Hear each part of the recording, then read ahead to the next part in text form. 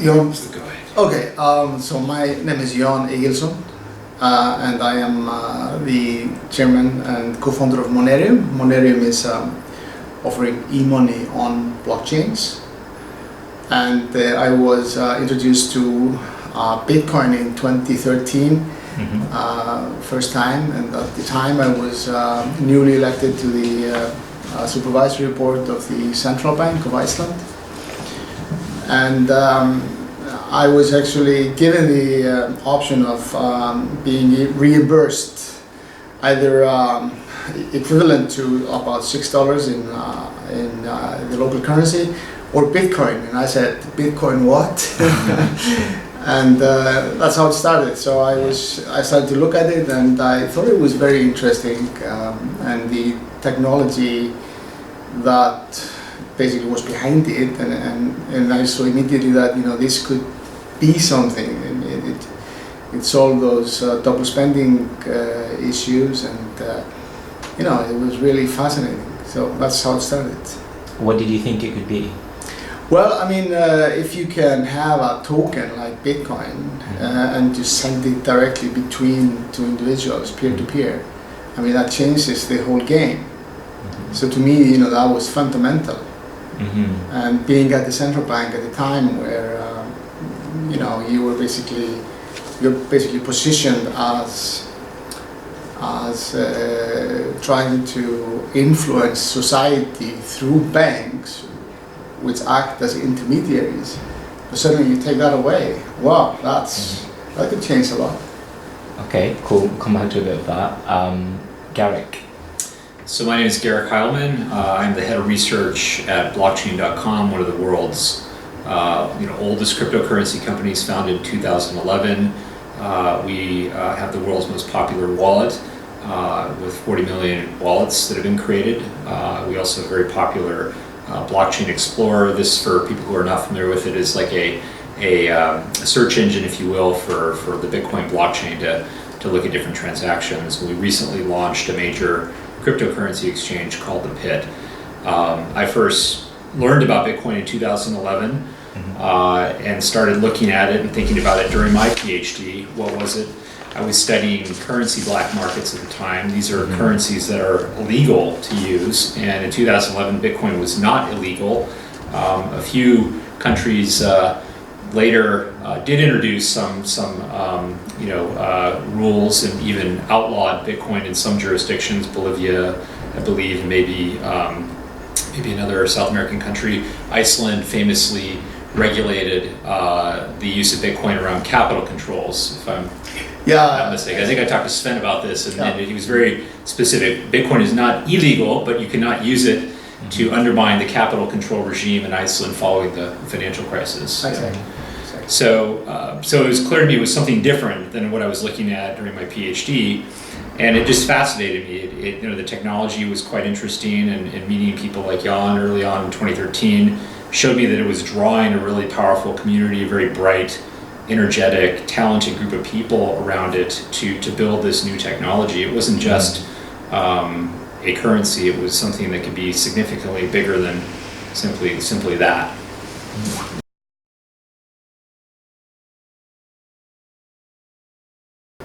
Right, so the term that I like to use to kind of provide some context around what Bitcoin is and how it sits in this broader world is the world of monetary innovation.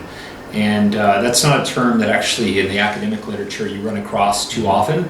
There was only actually one other paper that I found in 2013 that even used that term, but we have seen other efforts to innovate around money and currency throughout history.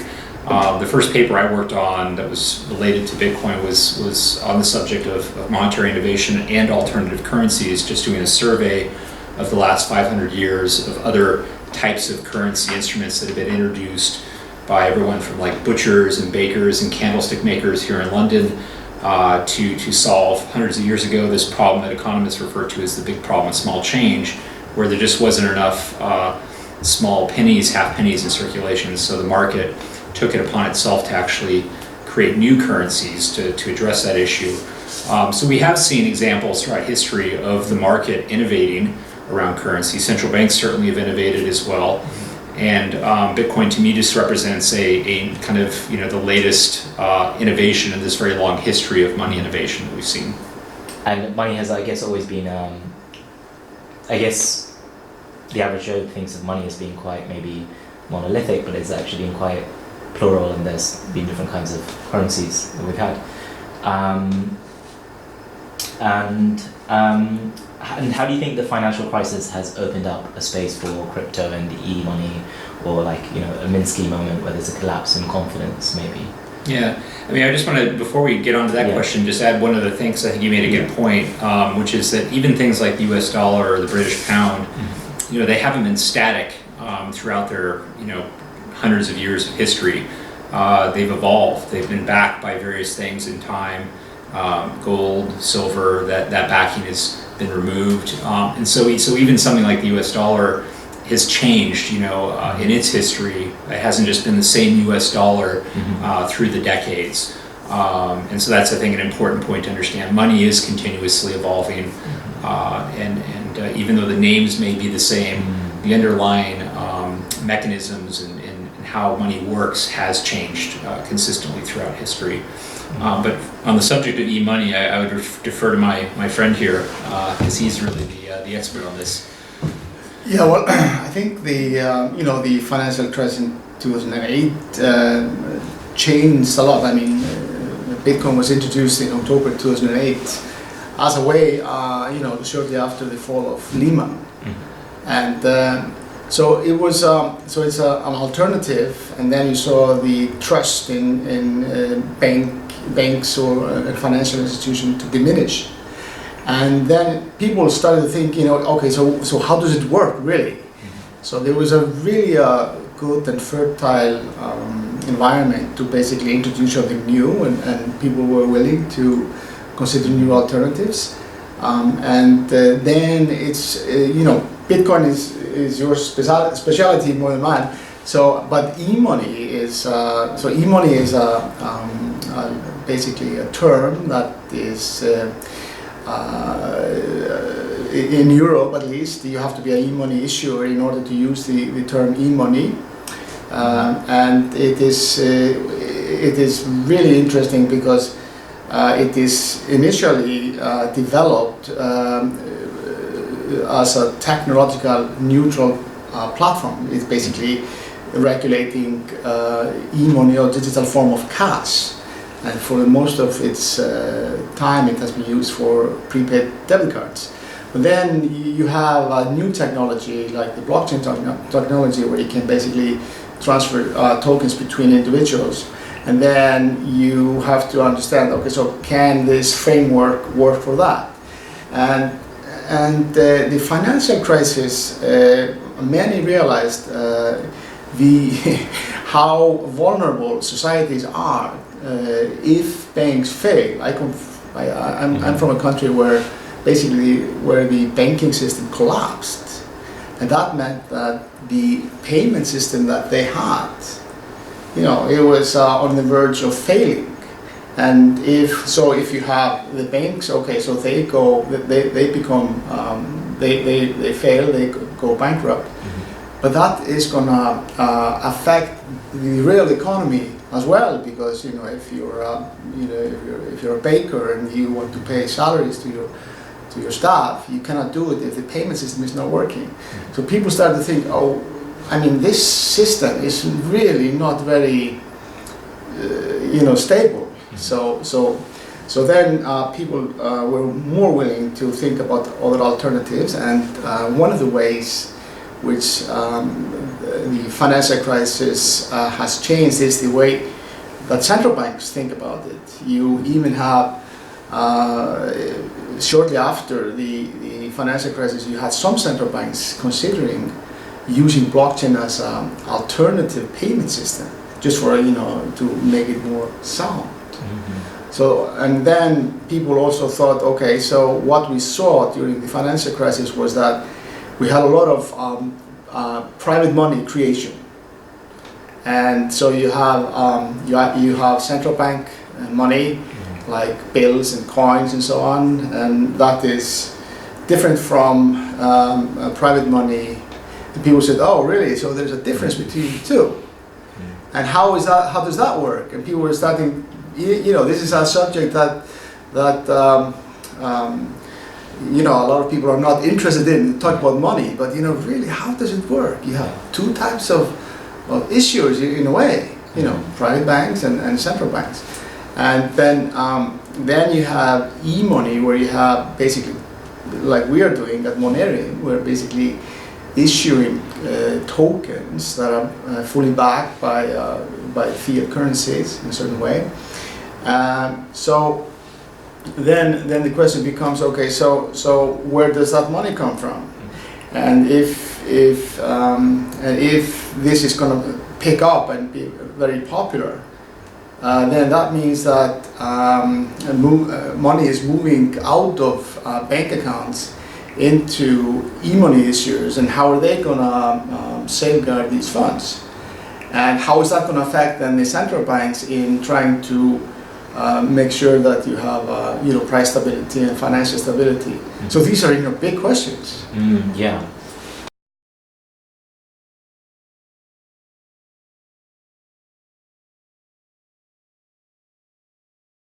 Well, first of all, then central bank money has been of interest to many for a long time, and maybe the reasons are twofold. First, then, if you have central bank money, and if central bank money can be offered to the general public, then what are we talking about? Does the general public have an account with the central bank? So the counterparty risk is different. A central bank that can print its own money can never default, right? So if you as an individual, you hold your funds at the central bank, you are secure. That also means that you don't need to have insurance scheme, guaranteeing the deposits, and you don't need all of those regulations, because a lot of the regulations around banking are because these institutions are so important and vital that they function well. But if you are moving the deposits, and if they will move from banks to central banks, you're removing this problem. You are also removing the moral hazard that this creates. So that is something to strive for, that you can hold your funds and you can be certain that they are safe. But also, if you're holding your funds as token and you can lend them directly to someone else, then that's different from reality where the banks are lending to other people, and by that they create money. So you do two things. First of all, you offer you're offering something which has basically no counterparty risk if it's a central bank money, and then you are moving towards what we call a narrow bank, that is like a full reserve banking in a way. So this is something that had been advocated for a long time, and this technology opens up this possibility.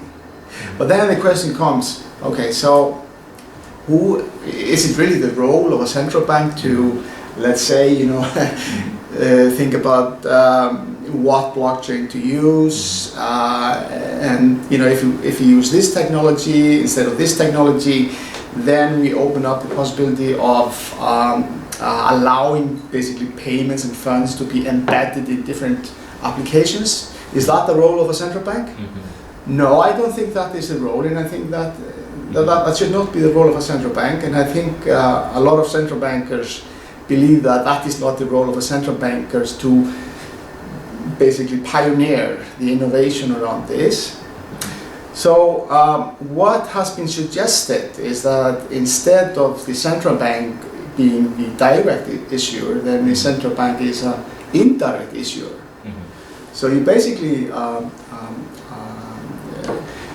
outsource in a way the technological innovation and the service to the end customer and so on to private companies, but this is then done under the regulatory framework where you involve the central banks and make sure that the central bank has the control that needs to be there. because there's a reason why we have these rules and regulation, and I don't think that is wise to just throw them away. Okay. Garrick, I guess you're coming from interested in Bitcoin, and cryptocurrencies come from, like, you know, people as central banks. I mean, do you have a different idea of, like, central banks' involvement in cryptocurrencies, and how do you envisage that? So I think you know, the recent discussions by Governor Carney here in the UK, as well as the IMF, came out with some I don't know how, when a blog post appears on the IMF's website, you know, is that official IMF policy? Is it just the opinion of the authors? You know, a little ambiguity there, but the idea of what is being called by the IMF synthetic central bank digital currency, I think, is really interesting, and it's in line with what Governor Carney proposed, which is that basically stablecoins would store their assets that are backing the stablecoins directly at the central bank. So Facebook, for example, would open up, in essence, basically a bank account, or the Libra Association would, at various central banks, and you know, for just a US dollar stablecoin, so this would be a coin that has US dollar backing the coin 1-to-1, those US dollars, they would be deposited at, you know, a central bank. This would be, I think, a very big change from the world we live in today, where mostly it's just commercial banks that have direct bank accounts and relationships with the central bank. Now we could have technology companies, even startups, you know, banking directly with central banks. And it solves the problems that Jan was talking about, where the central banks are a little hesitant to get into the business of, you know, opening up their doors to letting everyone come in and open an account, and developing wallet software, and choosing which blockchains and protocols to you know, make interoperable with their central bank digital currency. So they could have synthetic central bank digital currency with private actors, you know, building the wallet software, doing the business development deals to grow the use of the stablecoin, yet ensuring the integrity of the reserves by keeping those deposits directly at the central bank.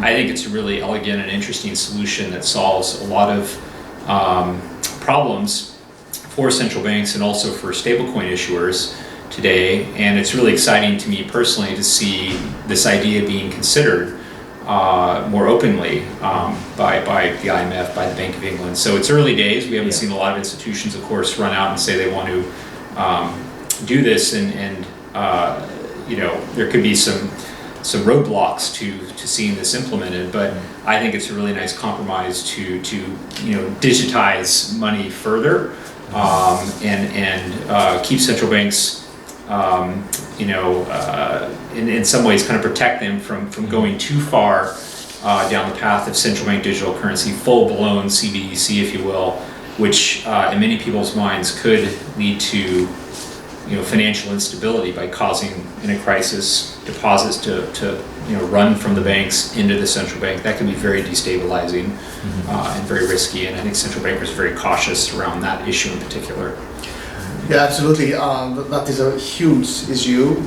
You know, if there is going to be this shift from commercial banks to, like, e-money issuers. But the paper that you're referring to by one of the authors is Tommaso Grifini, you know, it's called the Rise of Digital Money. It's really interesting, and I was really surprised that they were so shall we say, progressive and you know, forward thinking. But the synthetic CBDC, what they propose, basically also means, and like they say in the paper, that the role of central banks will have to change. Because what they say is that they actually advocate e-money as the preferred way of making sure that you protect the customer in a certain way. But what they say directly there is that central banks, they should basically open up their, shall we say, deposits to even non-banks. So this is a new model. So what is so interesting is that suddenly the central banks are really changing the speed of thinking and the way they're thinking, and some do link this to Libra. Libra is a wake-up call for many, and make them understand that this new world is coming. And so it's a question of, how do you want to participate and how do you want to influence this market. And if this is discussed so openly in this paper, then I would think that this is also discussed in many central banks at the moment. How do they need to change their approach and the services that they are offering to facilitate this in the way that they want? So that's quite interesting. I guess the definition of a central bank is changing quite a lot. Maybe. Well, there's more than a decade since the white paper, the Bitcoin white paper, was issued, and from a central bank point of view, the first years there was not much that happened. We had the Kumhof and Barter report in June or July, I believe, 2016, which was very interesting, and then you have seen here in the UK many work papers on the issue. But it seems to be accelerating the research in this area. Lenin once said that, for decades there's maybe nothing happening, but then in a week, a decade happens. So it's. And it's really, I think Bitcoin was something that central banks like the Bank of England looked at very early on, and they looked at it and said, this is being used, as a currency in some situations, but it's used as an investment asset, as a hard asset really. Digital gold is the term you often hear, really is taken over as the primary use of Bitcoin, the leading crypto asset. And that's another change we've seen, this use of the term crypto asset come along to describe things like Bitcoin, more so than a cryptocurrency. But stablecoins, which aren't new, Tether was invented 5 years ago, but with Libra and other projects that are really innovating, I think this has really been what's grabbed the central bank's attention in particular, which I'm not surprised, because this does get more into issues that are core to what a central bank does, how it manages monetary policy and payments and things that, things like Bitcoin aren't used as much for today. One other thing that was quite helpful in this paper by IMF is that they they offer this terminology. So they categorize different kinds of money. So they talk about bank money, they talk about e-money, and they talk about crypto and so on. So they make the distinction, which I think is helpful when you're speaking about this. We at Monerium, we make a distinction between e-money and stablecoins, because stablecoins, they can mean so many things. And stablecoin, which is almost like something, is something that is trying to be stable. But e-money is a digital alternative to cash. It is basically cash. If you have a debit card and you want to spend some sterling, you don't think that the sterling on your debit card is approximately sterling. It is just sterling, and that's what you do. And the same thing is with e-money. So e-money is regulated in such a way that you as a consumer, you can trust that this is always one-to-one. So that's the ultimate stable coin. And if you go to the Libra, the ideas about Libra, then Libra is not the e-money. It is not currency that we know. It's a new currency. It's a basket.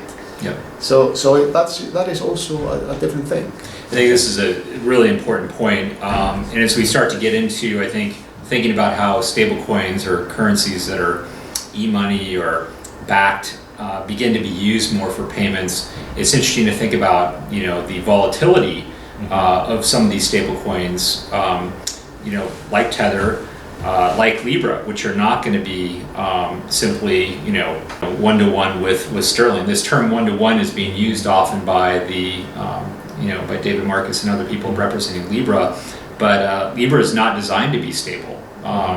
It's actually going to have 5 currencies and some short-term government debt in the basket, that's going to make it something that is like a chimera. It's going to be different than any national currency we know today, And one of the interesting features potentially of having the debt, which if they choose debt that has a positive yield, not easy to find always in today's world. I mean, you can see the value of Libra appreciate relative to those national currencies, and therefore offer some purchasing power advantages over time to people who use it. You wouldn't see the kind of 1-2% on average inflation and decline in purchasing power that you see typically with most major national currencies.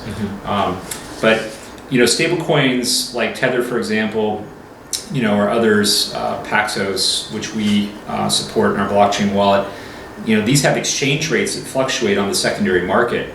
In our wallet, it's fixed 1-to-1 with the US dollar. Paxos is. And if you go to the Paxos Trust Company, you can convert one Paxos stablecoin for $1 US. So those are two entities that do guarantee stability, but out in the secondary market, it can fluctuate. And if you're using Paxos to buy another cryptocurrency or something else with it, you need to look at the current exchange rate. It wouldn't be just 1-to-1 with the US dollar in the same way e-money would be. So that's a really, I think, big difference between a lot of stablecoins today and things like e-money. Well, another very important distinction between e-money and stablecoins like Paxos and Gemini is that under the EMI framework, then it is an option to deposit with the central bank. So we as an e-money institution, we can deposit at the central bank in certain jurisdictions. So the optionality is already there. And that is different from any other, shall we say, stable coins. Yes. Yeah.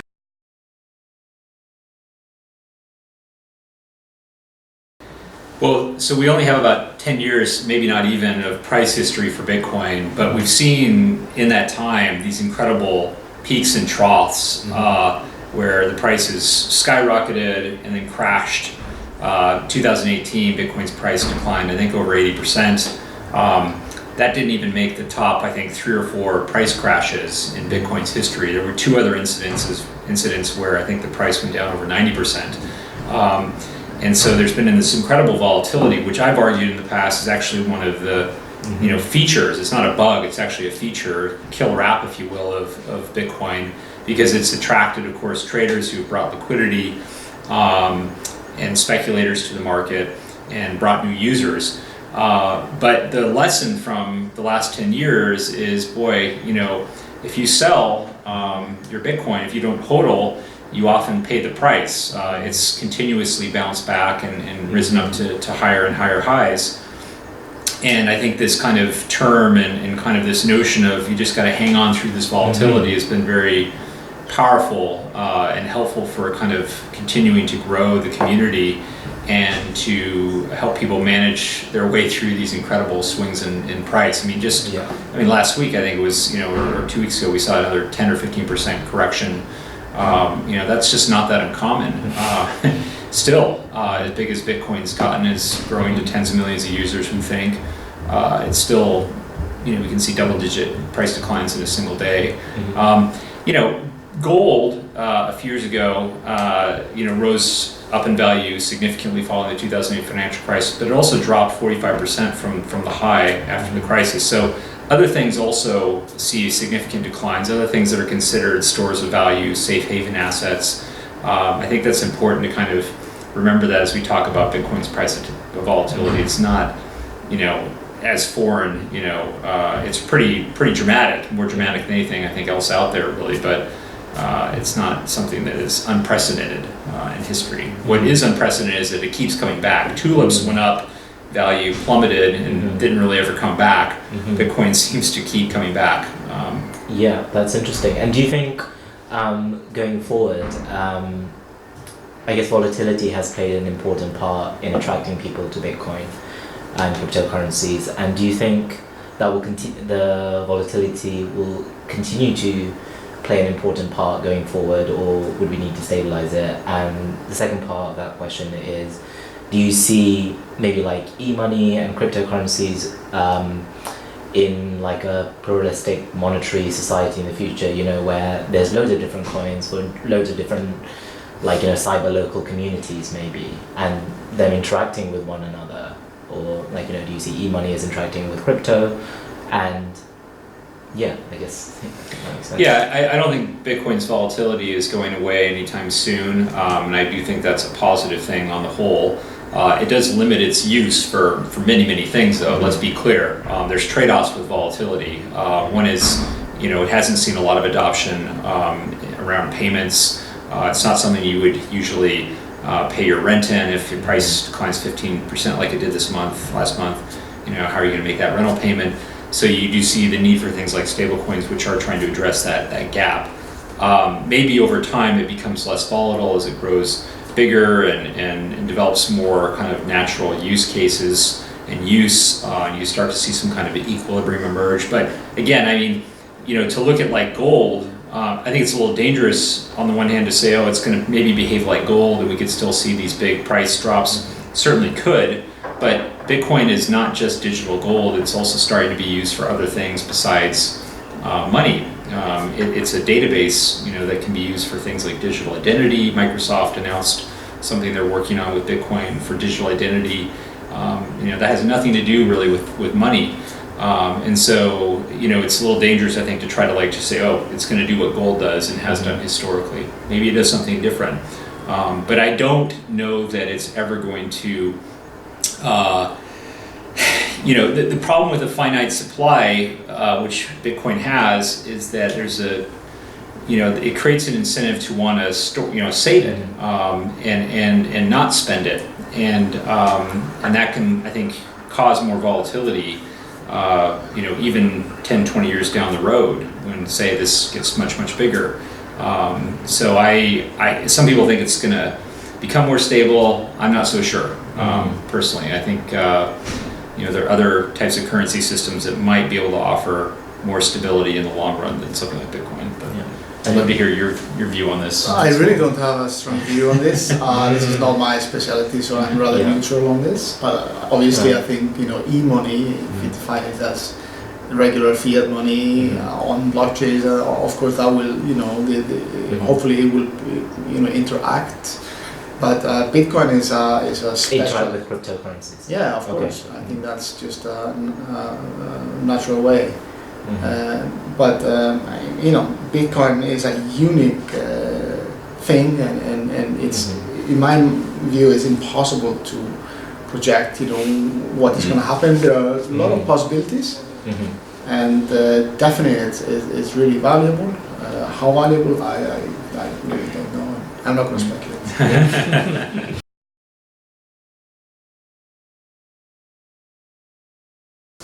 So that's a really good question.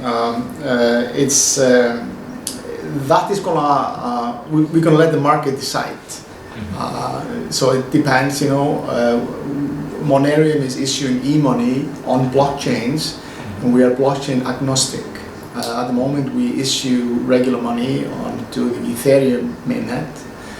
But there are other chains that we are looking at, and so we will support more than Ethereum. But in the end of the day, it's basically about the customer who's going to use it, what they want. So we don't have a strong opinion on that. But what does it mean for? It basically means a lot. It means even there is a centralized component to this, because there is a company behind it. There is a company safeguarding the money and so on. And then you as an individual, you are in control of your own fund. That is the important thing. So there was a report that I was reading recently, and the report was called "Payments Just Want to Be Free." And that is the important thing about e-money on blockchains, is that funds and money, they have to be safe and secure, they have to be regulated, compliant, and it has to be in line with shall we say, the monetary policy, and those that are conducting the monetary policy, they have to be certain that they are not losing control if they think it's important. And but you as a holder of those funds, you have to be able to transfer it freely, and this has to be then it has to be possible to embed this e-money into different applications. That is what is important. And in that sense, it's decentralized, definitely. But whether you're gonna, on what chain you're gonna build it, and how the chain is designed, it's just the market will have to decide.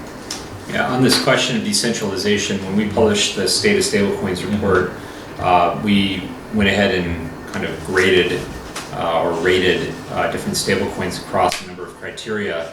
How automated the stablecoin was, how transparent it was, how much complexity was there around the stability mechanism to keep the price stabilized. But we deliberately did not try to rate them on their decentralization because it's a very broad term and it's very difficult to actually pin down, decentralization in a precise manner. I mean, some of the metrics we did rate them on, like automation, I would argue, and transparency. When something's on a blockchain and has a smart contract automating a particular process, one could argue this makes it more decentralized. But there's also so much more than just automation and transparency that is meant, I think, by decentralization. When Bitcoin started out, it was very centralized. It was Satoshi Nakamoto, maybe just one person, doing the whole thing. And over time, it's become more decentralized, and we see that happening, I think, with a lot of projects and in the space. But there's always trade-offs, right? There's always things you gain and things you give up, and decentralization isn't always better. There are things you may lose by becoming more decentralized. You may be less efficient. You may be slower. You may not have the ability to implement change and innovation in the same way. So decentralization, I think, can be a noble goal and can offer a lot of benefits, but it isn't always appropriate, and it's a very complex thing to measure. It's a spectrum.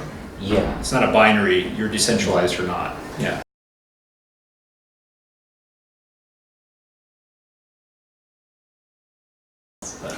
This gets into more philosophical terrain, isn't it? Can technology be good or bad? And Yeah. I mean, I tend to be in the camp that technology, doesn't have a kind of moral compass. It's doesn't it's the intersection of humanity with nature, and technology emerges, and technologies can be used for good things and they can be used for bad things.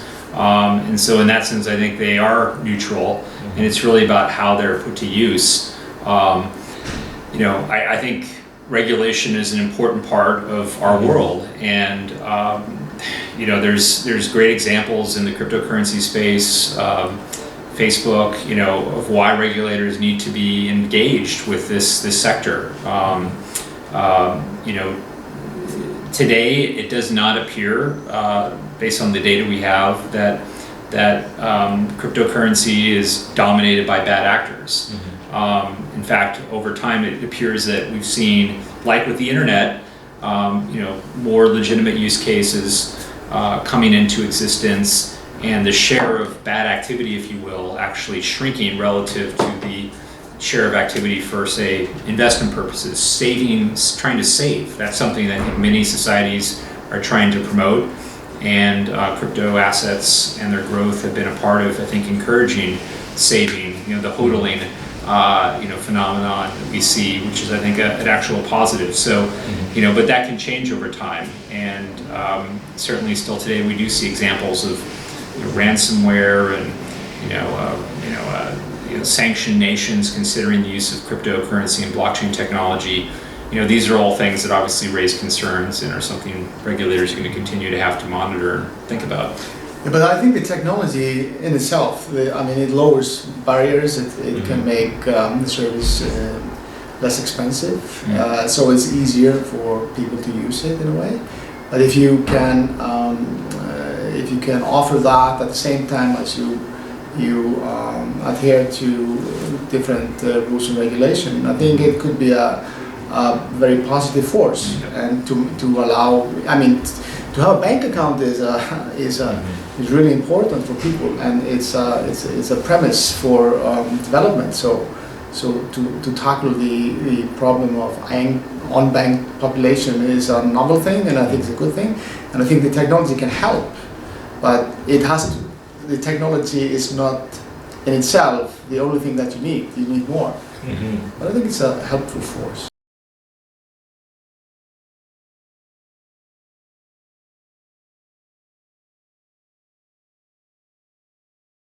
That's possible, but what I think is that you can have both of them in a way.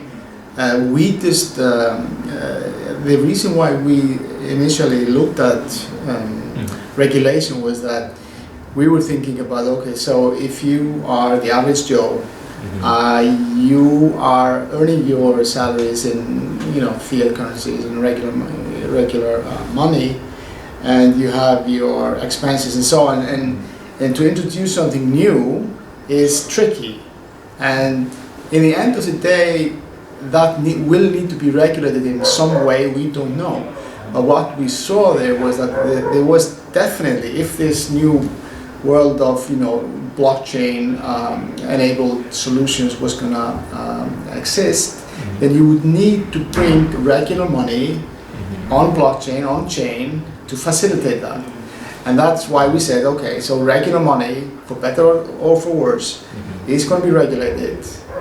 And if you're going to bring it and offer this on chain, you will have to regulate that. So that's how we started, and that's that from day one we said, okay, so how do you make sure that these new possibilities that you can have with blockchain, how can they be compliant with the rules? And yes, that didn't. We didn't say that the Bitcoin or other project would not exist. We just said, regardless of what will happen on that side, this world that we know is gonna move on chain, and we're gonna support that.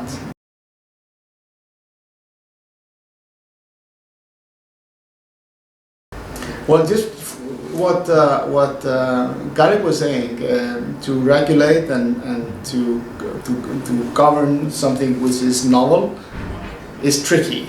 And I think it's really important for regulators, central bankers and so on to understand that in such an environment you will have to allow for certain freedom, at least initially, because the problem with regulation is that it can stifle innovation, and you don't want to do that.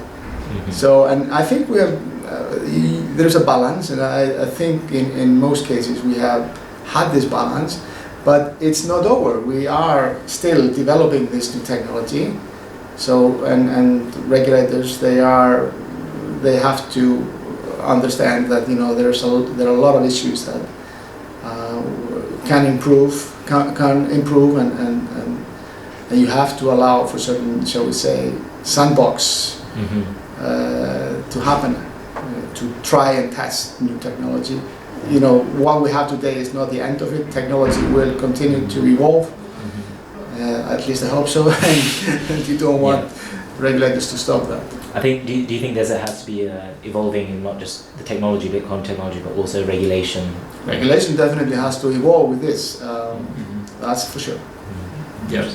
I mean, there's entirely new, just to build on what Jan was saying, I think there's entirely new things now that didn't exist before. You look at some of these stablecoin designs, there's a real question around where would you regulate, some of these. Where would you regulate Bitcoin? How do you regulate something like Bitcoin? What regulators have chosen to focus on are the on and off ramps. Exchanges like blockchain's PIT are very regulated. There's a very significant legal bill that we also are racking up here at this company to make sure we're compliant and are in a position to have an on and off ramp to the banking system, because that's been, for the industry, one of the biggest challenges through the years is creating connections, bridges to the legacy, if you will, financial system and this new system we're trying to build. I think this is very early days. That's another message I would make sure to communicate. Bitcoin's been around for this month. We celebrate the 11th year anniversary of the white paper being released. That seems like a long time, but changes to the financial architecture and infrastructure, probably should take decades to take place. If it happens too quickly, it can lead to panic, chaos, and that would be very bad for the cryptocurrency ecosystem, which I think is still very young and in the growth mode. I think regulators also deserve some credit. I think they've been some of the unsung heroes in the rise of cryptocurrency. They haven't, in most cases, come down too hard and tried to stifle or block. I am a little concerned about some of the comments coming out of France and Germany around Libra about trying to block something before it's even fully formed.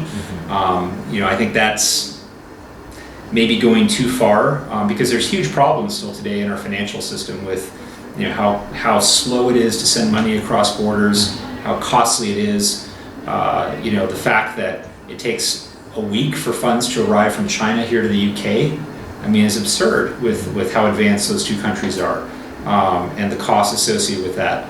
And I don't think our answer should be we're going to block, new attempts to try to address that type of problem. I think we should try to work with innovators to create the safeguards that are necessary, but allow this experimentation, this competition to flourish to, make sending funds digitally instantaneous and effectively free, like it is with sending email and a text message. I think that's the world we should be heading towards, and the sooner we get there, the better.